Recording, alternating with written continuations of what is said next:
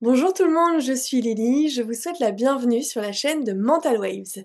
Ici, vous le savez, on explore ensemble les dimensions de l'esprit, du corps, de l'âme, avec des invités inspirants qui nous aident à mieux comprendre la richesse de l'être humain. Et dans cette nouvelle émission, on va parler santé au naturel, dépassement de soi, avec un invité qui endosse plusieurs casquettes, dont celle de naturopathe et de triathlète. Cet invité, c'est Ronan Leparentoine. Bonjour Ronan. Bonjour Lydie, comment ça va? Bah, très bien et toi? Bienvenue, Bah, merci beaucoup, ça va très bien, ça va très bien. merci d'être avec nous.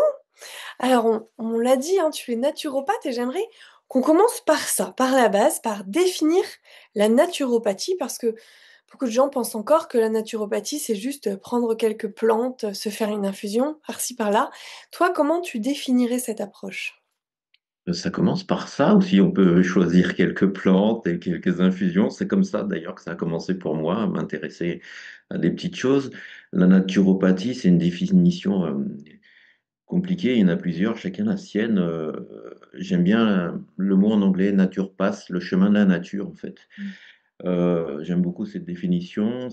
On parle de médecine holistique, mais j'aime pas trop le mot médecine, en fait, naturel. C'est tout ce qui, pour moi, tout ce qui est naturel qui fait, qui nous fait du bien, qui prend soin de notre santé, qui, euh, qui nous évite de tomber malade, en fait.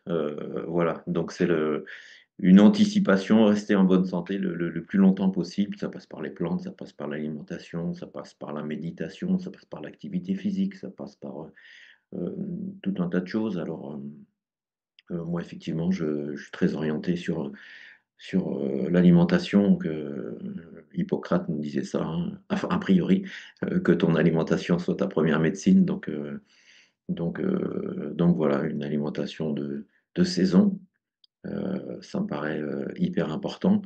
Nos grands-parents ou arrière-grands-parents avaient des oranges à Noël. Ouais. Aujourd'hui, on mange des oranges en juillet, août.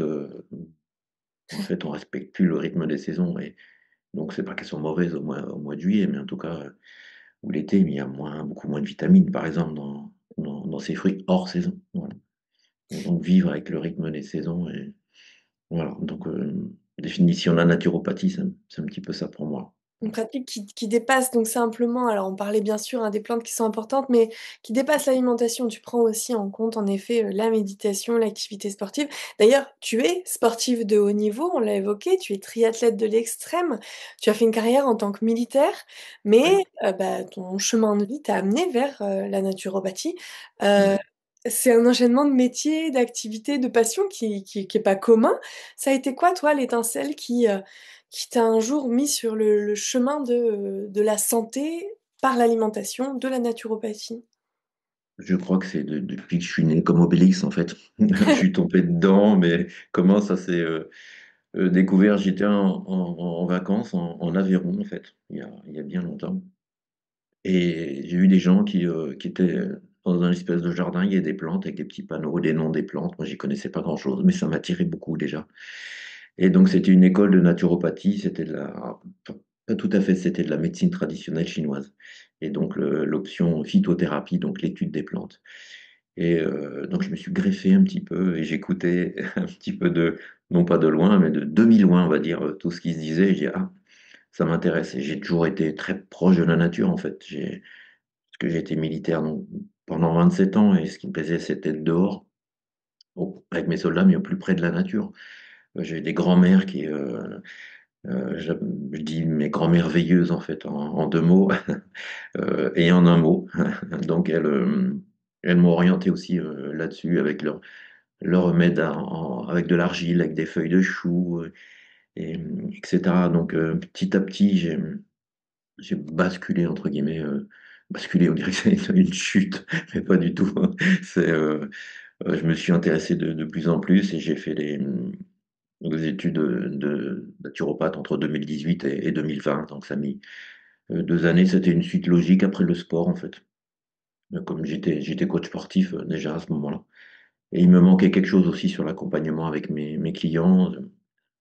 Il faut que j'aille quand même que j'aille plus loin. Et puis, ça a été l'alimentation avec les neurotransmetteurs, comprendre ces déséquilibres qui me touchaient d'ailleurs moi-même. Et donc, c'est venu. sans jeu de mots, naturellement, en fait. Voilà. Oui, parce que c'est vrai, tu parles de tes grands-mères, mais au final, quand on regarde maintenant, on parle de la naturopathie comme si c'était une discipline, quelque chose de nouveau, quelque chose de très construit et intellectualisé, alors qu'au final, c'est ce que l'humain a fait naturellement pendant des milliers d'années. Tu parles de tes mamies, il y a encore quelques générations, je pense que nos ancêtres, nos grands-parents, arrière-grands-parents étaient naturellement, naturopathes, se servaient dans le jardin, avaient la science des plantes et de ce qui était bon pour leur corps. On revient au final à ça avec la naturopathie. Des plantes toutes simples, je prends l'ortie, par exemple, que j'utilise beaucoup, parce que dans le petit problème de, on va dire, de tendinite, etc., il y a beaucoup de silice dans les orties. Les anciens, ils savaient tout ça, donc il y avait beaucoup moins de problèmes de tendons, de choses comme ça, mais ça, c'est une plante merveilleuse. L'ortie, mais c'est vrai qu'ils avaient des plantes dans le jardin. Je me rappelle que ma grand-mère avait des plantes anti-verrues, entre guillemets. Il y avait le soin, d'ailleurs, tous les médicaments, à ma connaissance, viennent des plantes, hein. Mais ils avaient cette connaissance-là, alors peut-être pas ultra élargie non plus, mais ils avaient 10, 15, 20 plantes, et puis ils arrivaient à faire passer les mots divers, entre guillemets, ou les petites problématiques comme ça. Tandis qu'aujourd'hui, on est plutôt enclin à prendre un médicament, quelquefois il n'y a pas besoin. C'était Alors leur trousse de évidemment, pharmacie, en fait, le ouais, c'est ça. Alors, je dis pas qu'on n'a pas besoin de médicaments, c'est pas vrai du tout, mais quelquefois, il y a, pour une petite bêtise, il n'y a pas besoin, une tendinite, on boit de l'eau, on fait attention, on s'économise un peu. Des orties, ça peut, de l'argile verte, ça peut suffire. Je dis bien ça peut. Tu partages, ces infos, entre autres, et beaucoup d'autres dans ton livre «Ressentez-vous?» La Mhm. pleine santé par les méthodes naturelles. C'est vrai que ce sont des connaissances qui semblent importantes aujourd'hui, même si on le dit avant on les avait, parce que j'ai l'impression que l'alimentation est devenue une source de confusion. Les gens ont l'impression, et sûrement à raison, hein, que quand on va au supermarché, bah, on ne peut plus rien manger, on se pose beaucoup de questions sur ce qu'on achète. Je pense qu'il y a une perte de confiance globale et ça peut être décourageant d'essayer de bien faire. Est-ce que tu peux donner aux personnes qui nous écoutent, qui nous regardent, selon toi, les bases simples à remettre au centre de sa vie pour avoir une bonne alimentation et donc être en santé? Alors, le plus simplement possible, c'est de manger le plus possible de fruits et de légumes. Euh, d'une part, de saison, d'autre part. Il n'y a pas de conservateur de produits chimiques, quoique quelquefois quand je vois une banane bio qui est enveloppée dans un truc en plastique, bon, ça me fait bondir, mais donc éviter tout ce qui est plastique, etc. Mais pour ceux qui ont la chance d'habiter à la campagne, ou en tout cas dans une petite ville de province, il y a souvent des agriculteurs, des producteurs bio locaux, ou alors une culture raisonnée en fait, et qui font énormément de production déjà qui est locale et de saison. Donc déjà, aller en priorité chez eux dans les supermarchés, il y a souvent aussi des rayons bio. Ce qu'il faut vraiment éviter, c'est tout ce qui est alimentation transformée. En fait, l'alimentation transformée, si on prend 10 secondes sur le deuxième mot, transformée, déjà à partir de là, il y a un problème en fait.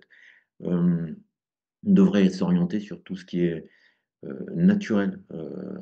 Alors moi, je suis pas ni végétarien ou ce genre de choses-là, mais on n'est pas obligé de manger de la viande 2 fois par jour et tous les jours non plus. Je pense qu'il faut répondre aussi à ses envies. Tiens, j'ai envie de manger, aujourd'hui j'ai envie de manger une pizza, ben, une pizza, il faut pas non plus se priver, sinon on devient un ayatollah finalement de l'alimentation. C'est contre-productif. Je vais vous dire un secret, je mange du chocolat, je mange des pizzas, mais pas tous les jours. Les pizzas surtout.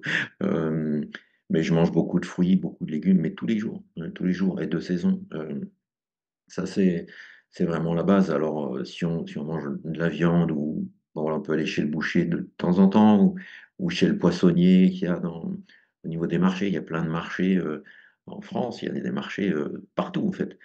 Et donc, aller acheter dans ces endroits-là. Et en plus, ils nous conseillent sur la cuisson, etc. Puis attention aussi à la cuisson, pas trop chaude parce qu'on perd une partie des vitamines. Alors il y a des choses qu'on fait qui sont au goût, qui peuvent être bonnes, par exemple des tomates farcies, des tomates, par exemple, je prends l'exemple de la tomate qu'on cuit, bah, on fait partir des vitamines. Alors c'est dommage, alors que on cueille une tomate, si on a un jardin comme moi, c'est magique. On cueille la tomate, mais il suffit de la rincer, elle est délicieuse comme ça, elle a tous ses nutriments, toutes ses vitamines. Si on la cuit, on en perd un peu.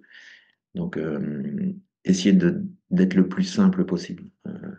Voilà, tout ce qui est transformé, faut vraiment, vraiment que ça soit ponctuel. Parce que ben, sinon, là, on fatigue notre corps, hein, notre foie, nos reins. Là, ça, en fait, notre corps, c'est une usine à déchets aussi. Mais une fois qu'elle est saturée, ben, c'est là qu'arrivent les premières petites problématiques si on fait rien, ben, ça empire. Et puis là, arrivent des maladies qui sont plus graves, quoi.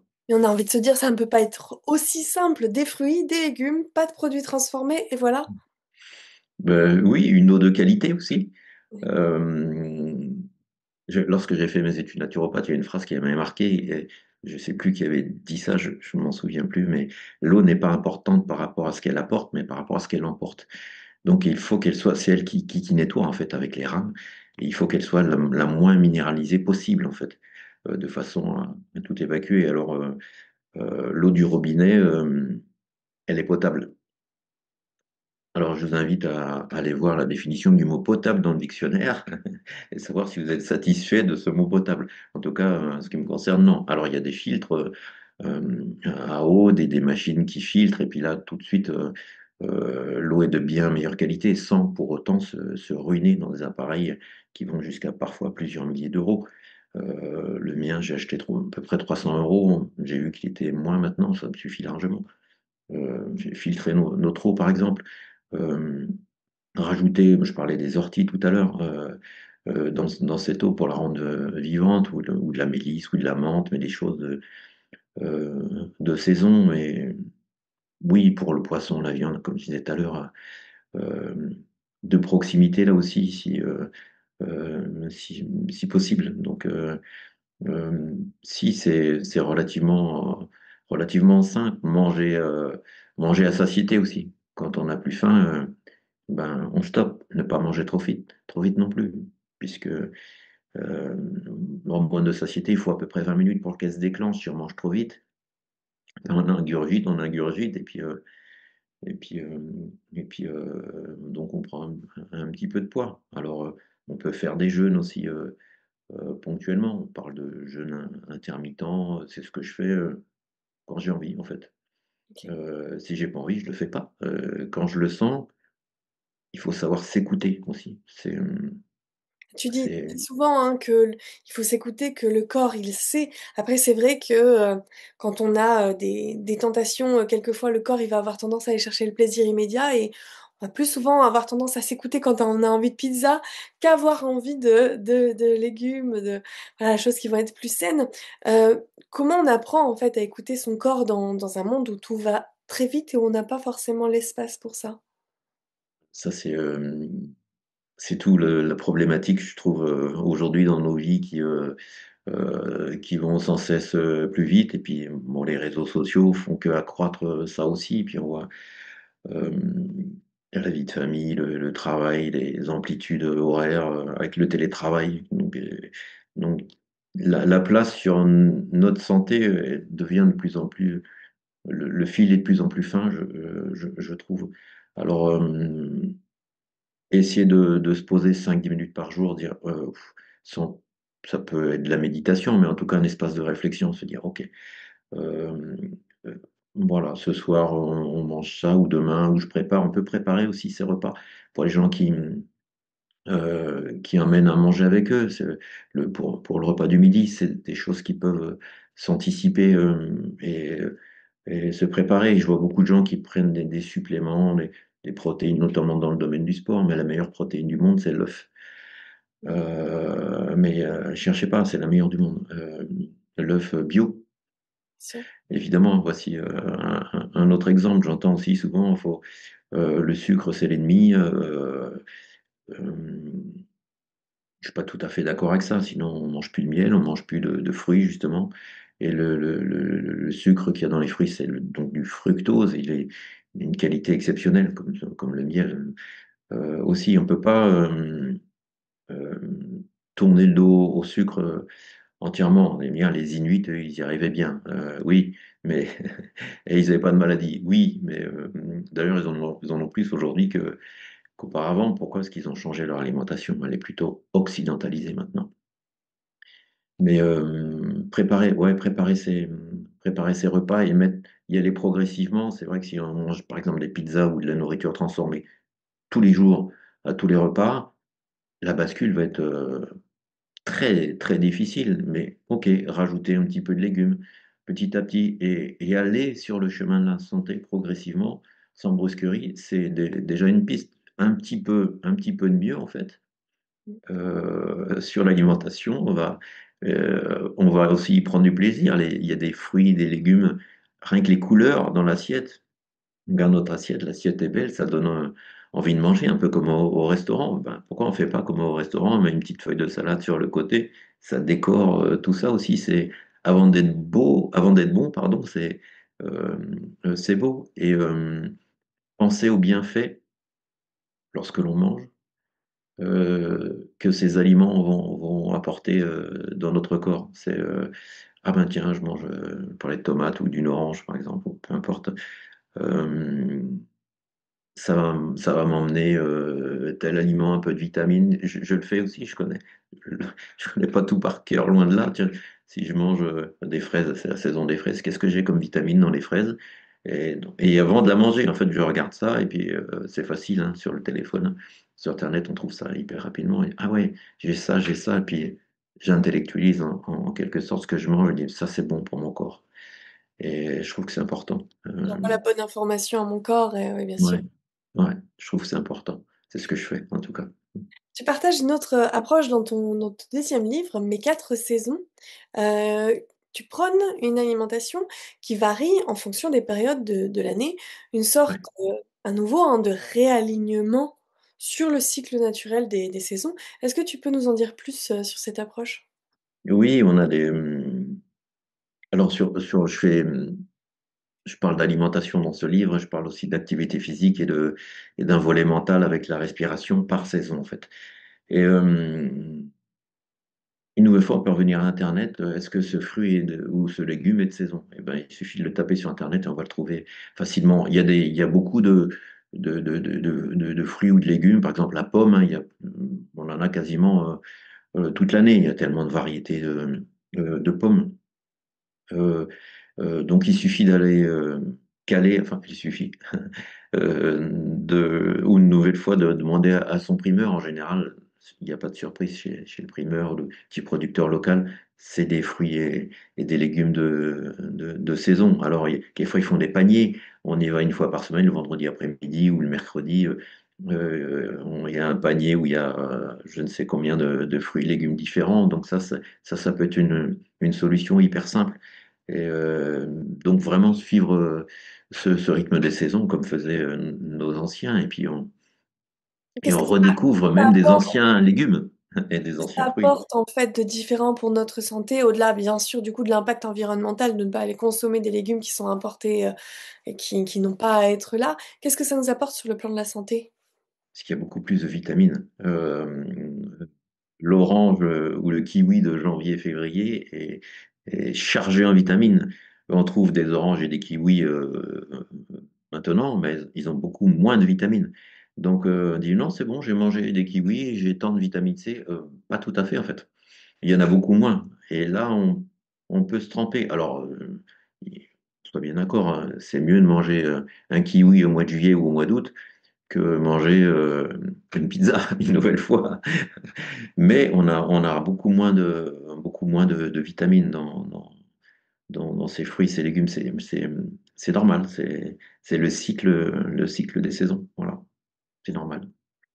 Alors tu es, on l'a dit, naturopathe, mais tu pratiques aussi le sport de façon assez, intense. Oui. J'imagine que l'activité physique fait aussi partie de tes conseils, santé, numéro un. Ouais.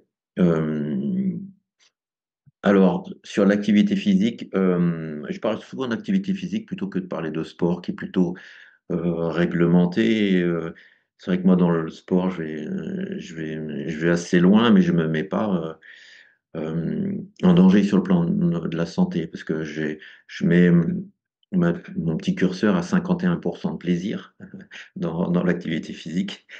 C'est vrai qu'une triathlon dure 24 heures et plus, et là j'en prépare un pour l'été prochain qui n'existe pas, mais je vais faire le tour de la Bretagne, presque le tour de la Bretagne, le long de la côte avec le GR34. Donc ça va être plusieurs marathons et enfin, du vélo, de la natation. Donc je vais faire 1000 km en 10 jours à peu près. Je suis en train de monter ce projet, mais c'est plus une aventure sportive qu'un défi et puis me mettre en danger. Non, pas du tout. Mais pour ça, donc évidemment, il faut une alimentation. Donc je suis en train de préparer aussi tout ça pour que je manque pas non, déjà de calories, de vitamines et bon, je vais le savoir rapidement, hein, sinon s'il y a un souci. Mais oui, le sport, l'OMS, je crois que c'est 30 minutes par jour de mémoire. L'OMS conseille ça, ça peut être de la marche. Le yoga, c'est du sport. Le pilate, je l'appelle mon yoga musculaire. Le pilate, c'est du sport. Oui, le randonnée, c'est du sport. On n'est pas obligé d'aller en salle et de pratiquer du crossfit ou l'haltérophilie ou peu importe. Une activité physique. Si on en revient à nos anciens, ils avaient une activité physique beaucoup plus importante que la nôtre. Donc là, on a un petit peu perdu ça. On est souvent assis euh, derrière notre ordinateur, dans notre voiture, au bureau, etc. Et d'ailleurs, souvent, on a mal au dos, au bas du dos, et c'est souvent on vient perturber le psoas iliaque. Ce sont deux muscles. C'est le muscle de l'âme, en fait. Donc, selon la médecine traditionnelle chinoise, et lorsqu'on est assis, il est raccourci. Donc, il suffirait de se lever tous les quarts d'heure, 20 minutes. Alors, et on arriverait à étirer ce muscle et renforcer le grand fessier aussi, d'ailleurs, qui est le muscle antagoniste. Mais oui, alors comment faire du sport si on n'a pas le temps de faire du sport? Ben, lorsqu'on va chez le boulanger, on garde sa voiture 500 mètres plus loin. Donc ça fait quelques pas supplémentaires. On me pose souvent la question, les 10 000 pas par jour aussi. Moi, je fais pas 10 000 pas, j'en fais que 7 000. Est-ce que c'est grave? Je dis, mais l'année dernière, vous en faisiez combien? 5 000. Ben, ça fait plus de 1 000. Donc c'est très bien en fait. Ceux qui font que entre guillemets 2 000 pas par jour, s'ils arrivent à 3 000 pas, c'est mieux. C'est pas encore suffisant probablement, mais tout dépend de l'âge aussi, des habitudes. Mais il y a des sportifs de haut niveau qui sont sédentaires. Ils font leur entraînement 2 heures, 3 heures dans la journée, et après ils sont assis toute la journée. Et puis ils bougent plus. Et donc ils sont sédentaires. Et ils développent des problématiques du sédentaire. Ils me disent, mais je comprends pas. Autant je suis sportif de haut niveau ou professionnel, mais et, et oui, après, bon, c'est pas une histoire de jugement, parce que l'entraînement est tellement dense et important qu'ils ont besoin de se poser, mais on voit des problématiques qui apparaissent qu'il n'y avait pas avant chez ces gens-là. Et tu côtoies justement, hein, des sportifs, de haut niveau qui, bah, sont connus pour avoir un certain mental.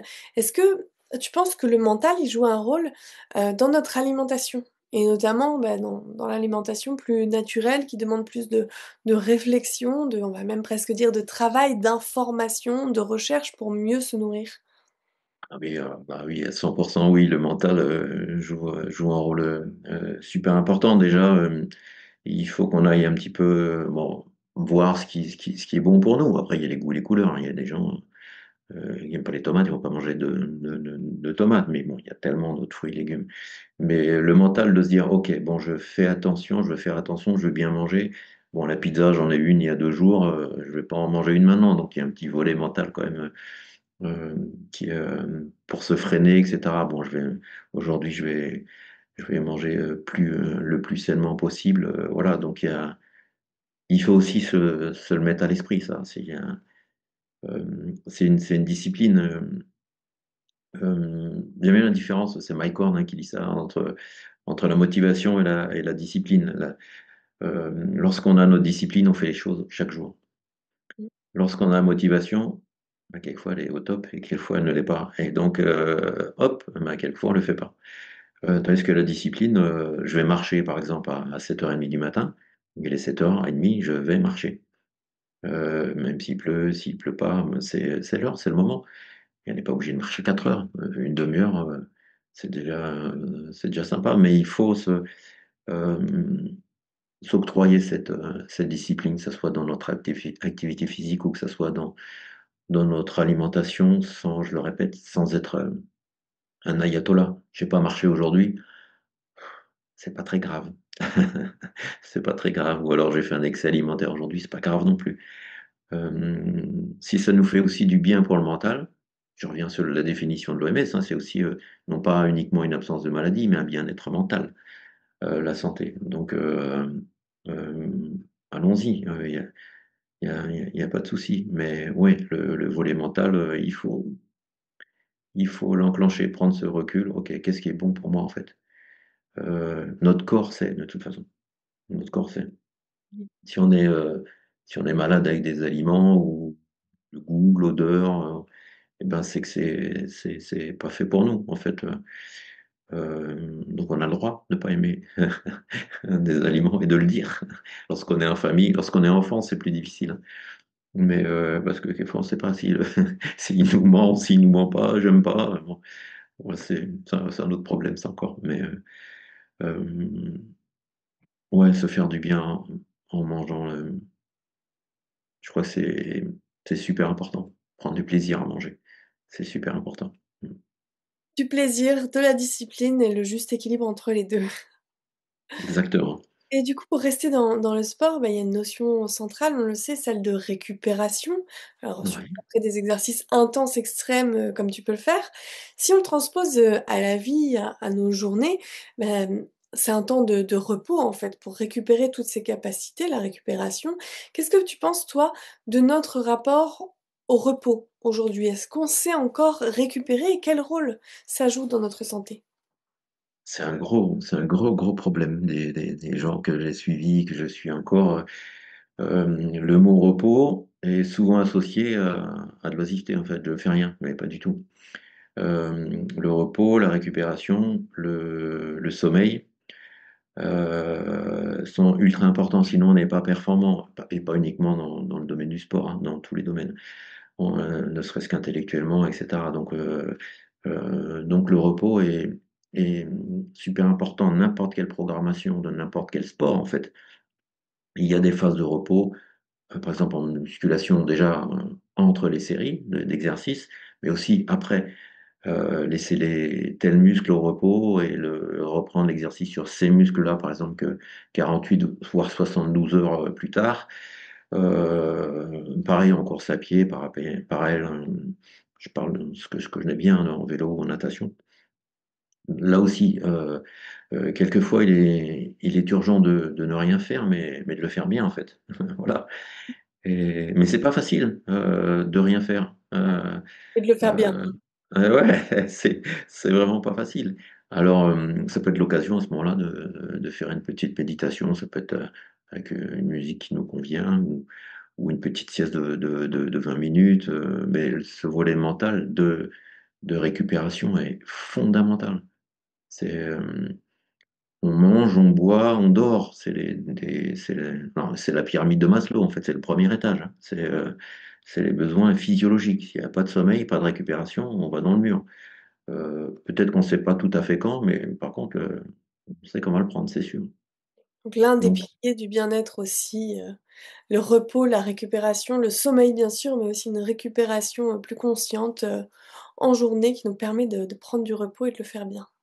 ouais, c'est ce que j'ai fait tout à l'heure, 20 minutes, un petit peu de méditation, tranquillement. Voilà, 20 minutes, ça suffit largement. J'ai des gens qui me disent, client, chose comme ça. Elle me dit, monsieur, j'ai pas le temps, Ronan, je suis entre deux clients, j'ai que 20 minutes en voiture. J'ai dit, bah si.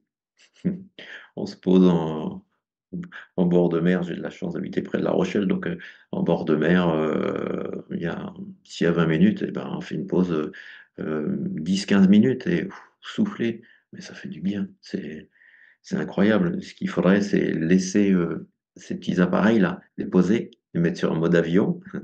Et voilà, je prends 10 minutes pour moi. Et, euh, et ça fait du bien, mais à tout niveau, intellectuel, physique.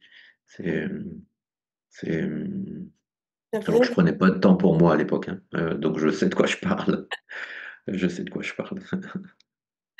Allez, pour finir, si tu pouvais transmettre une habitude toute simple à intégrer dans son quotidien dès demain, ton incontournable, ce serait quoi pour toi? Une seule. C'est dur ça. Euh,